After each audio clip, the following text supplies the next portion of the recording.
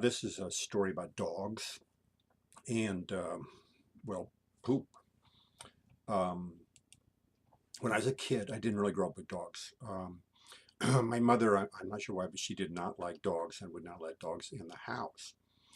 But one time when I was, I don't know, like maybe 13 years old, something like that, somebody gave us a dog. And all of a sudden, my mom discovered we had a dog.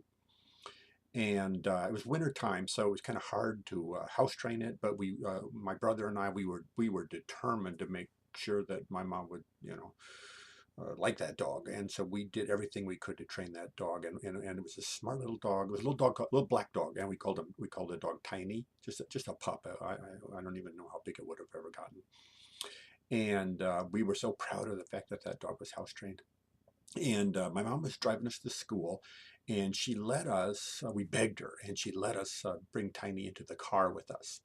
And oh man, that was just, we just thought that was like the greatest thing. And but about halfway there, Tiny got all weird and kind of made whiny noises, kind of crying, and "Oh, Tiny, Tiny, what's the matter? What's the matter? It's okay. You're okay. You're safe."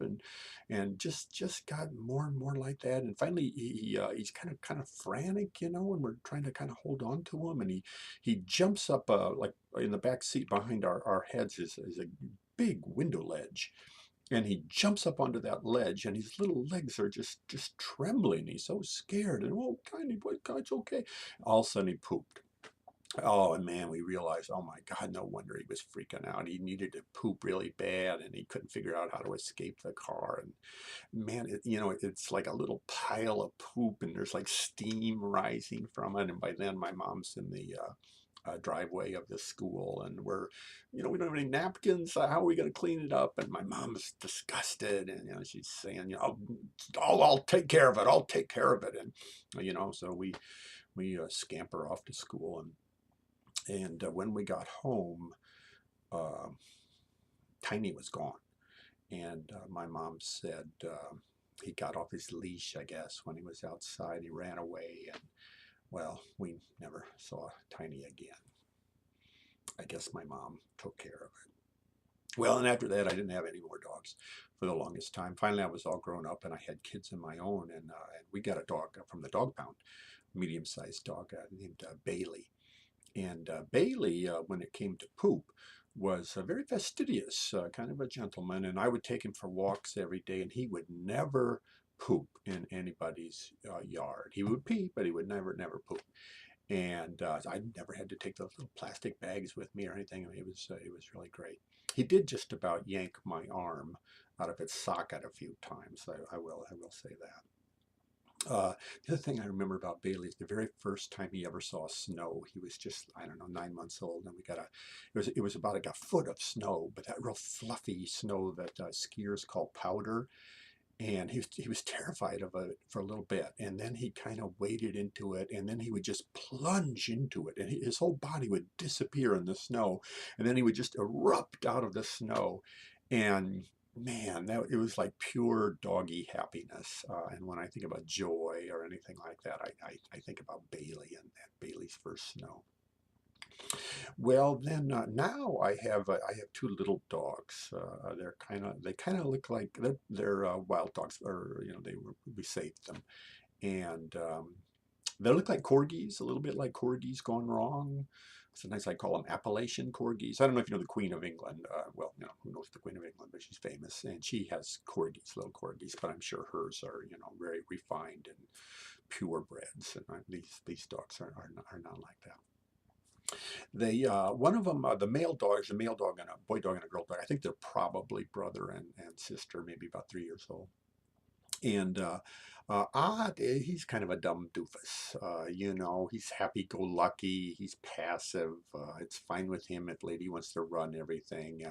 He always seems to enjoy himself. Life is about food and sleep, and that's about it. He definitely lives in the moment.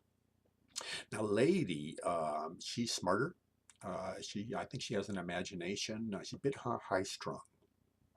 She needs to feel that she is in charge. When we go on a walk, She likes to stop every, 6, 7 feet, and she looks around. Is there anything scary out there? Is there a squirrel, chipmunk, dog? She's just always on alert. Um, Odd is bigger than Lady, but she bosses him around like a big sister. In fact, if I drop his leash, she will seize his leash in her teeth, and she'll lead him around. I think she kind of lives in the future. He lives in the present, but she kind of lives in the future. He's perfectly happy in the house, laying at my feet on the floor, but she's kind of needy emotionally, and she likes to be in my lap or right beside me, and she needs to be cuddled. And sometimes I think the two dogs represent the two aspects of my personality. Uh, Ott kind of reminds me of my father, and a very easygoing guy, and Lady kind of reminds me of my mother. Oh, Poop. I've spent a lot of time following these dogs around, and Odd and Lady, they're not like Bailey. They're not fastidious, and they love to poop and pee. That's one of their favorite things about a walk, is that they get to poop and pee on various people's yards. Um, I've been observing. I've been observing this behavior for quite a while now, and I've come to think that for dogs, poop and pee are an important part of the canine communication system. Just think about that for a second. If you have dogs, I believe that a squirt of pee means kind of like a hi. I was here, you were out. How you doing? Poop, however, I think is a special present. I don't know if it's like a box of chocolates or a bouquet of flowers. I'm not entirely sure what it means, but that's how I think it's a more important communication. Some of my neighbors, a woman who lives down, I don't know, like 4 or 5 houses away, she has Australian shepherds, much bigger than my dog. And one of those Australian shepherds will come all the way down to our yard and leave a big pile of poop. And Lady, what she'll do when we're on our walks, that's her favorite place to poop, is in the yard of that Australian shepherd. And I believe these two dogs are communicating. They're sending each other notes through these poops. Now, some people think that for dogs, the world is a toilet, but I disagree. I think that's too simple. That's too simple to think that way. I believe that for us human beings, urine and shit are, I guess, disgusting waste products, and we're kind of embarrassed about our excrement. But dogs value it.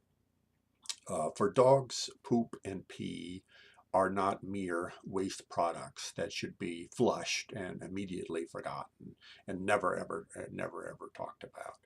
Um, on our walks, my dogs eagerly smell any spot of pee or any little pile of poop.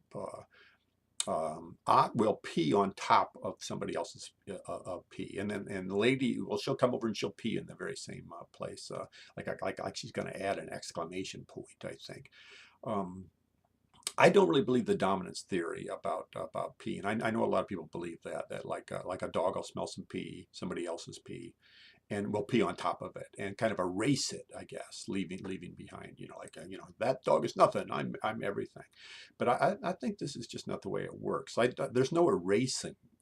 There's no eliminating of the other dog's pee. What happens, I think, is that the two, the urine just merges. It just sort of blends. Um, and that's why dogs find any kind of stinky patch of grass or a stinky old bush is really interesting. They will spend 5 minutes sniffing something like that, and I believe that they are deciphering the layers of urine. There's been multiple dogs, and they're trying to kind of sort out those dogs and figure out something about each one of those dogs that have peed there. I believe that for dogs, a stinky patch of grass or a stinky bush where a lot of maybe a dozen dogs have paused and peed, that is a sort of dog newspaper.